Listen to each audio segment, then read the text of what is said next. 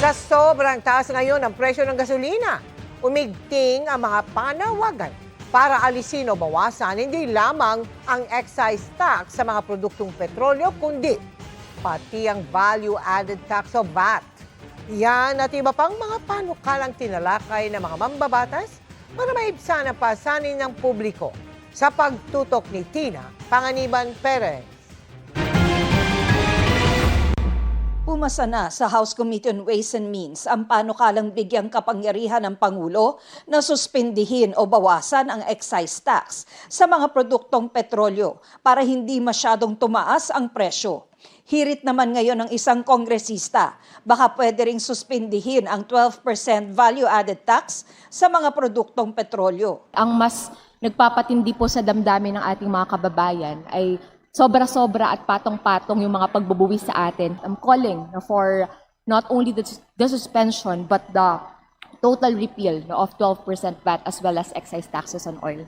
Sa inilabas na computation ng Department of Energy, lumabas na sa kada litrong halaga ng gasolina, 29% o halos 1/3 ang napupunta sa mga buwis gaya ng excise tax, value-added tax at iba pa. Sa kada litro naman ng diesel, 22% o halos 1/4 ng presyo nito ang napupunta sa excise tax, value-added tax at iba pa.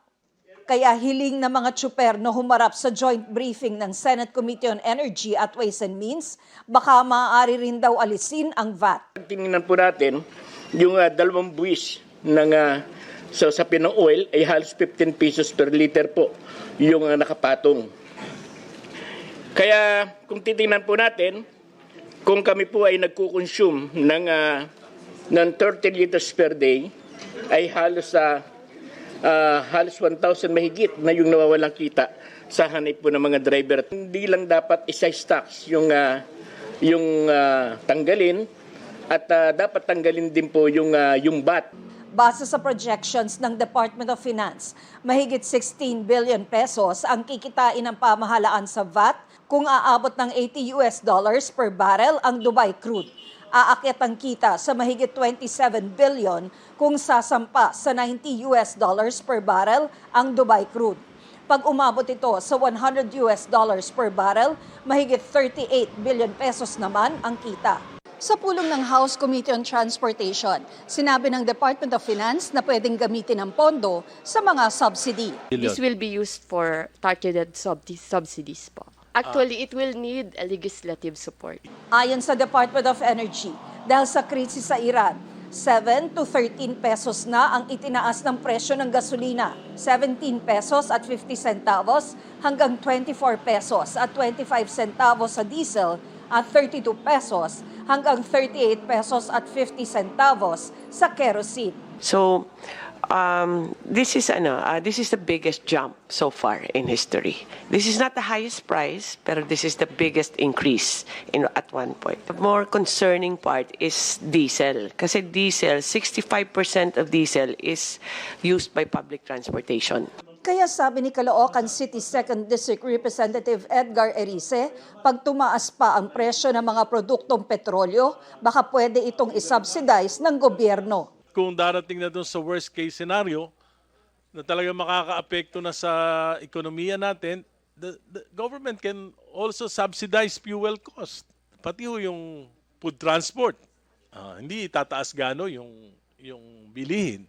At marami pang mga basic commodities na hindi aakyat ang presyo. Yung iba pong ating mga nagdi-deliver po ng mga gulay, bigas na nagmumula po sa iba't ibang probinsya, yung iba po dyan naman ay walang franchise, so wala po tayong record. Yung iba naman po may franchise, papasok naman po siya sa truck for hire. We'll take note of your suggestion, but please also take into consideration that we have limited fiscal space at this moment. Hirit naman ni Suerte Party List Representative Arlene Ayon, bakit hindi raw suspindihin muna ang paghuli sa mga lumalabag sa batas trapiko? Pwede ba nating no apprehension muna for 2 weeks or 3 weeks for the meantime? Habang naghihirap yung ating mga tao, lalo na sa mga single motor, kasi yun ang ginagamit ng mga parents para sa paghatid sa mga bata sa school. Bagay na inalmahan ng Land Transportation Office para sa kaligtasan sa kalye. road safety po ito eh. Yung mga ina-apprehend po namin, yung may mga violations. So kung magko-comply po yung mga kababayan po natin at hindi sila gumagawa po ng mga traffic violations, wala po silang problema sa amin sa LTO.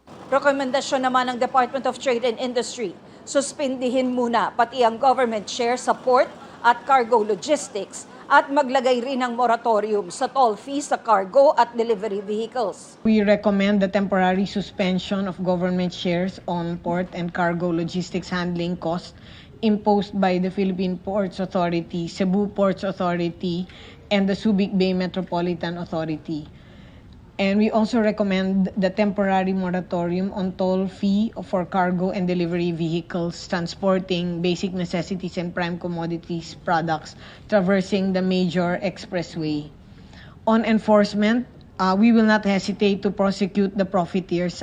Ayon kay Cayetano, aprobado na in principle sa komite ang panukala at depende na lang sa pinal na bersyon kung suspensyon o bawas lang sa excise tax ang pwedeng gawin ng Pangulo. Para sa GMA Integrated News, Tina Panganiban Perez, nakatutok, 24 oras.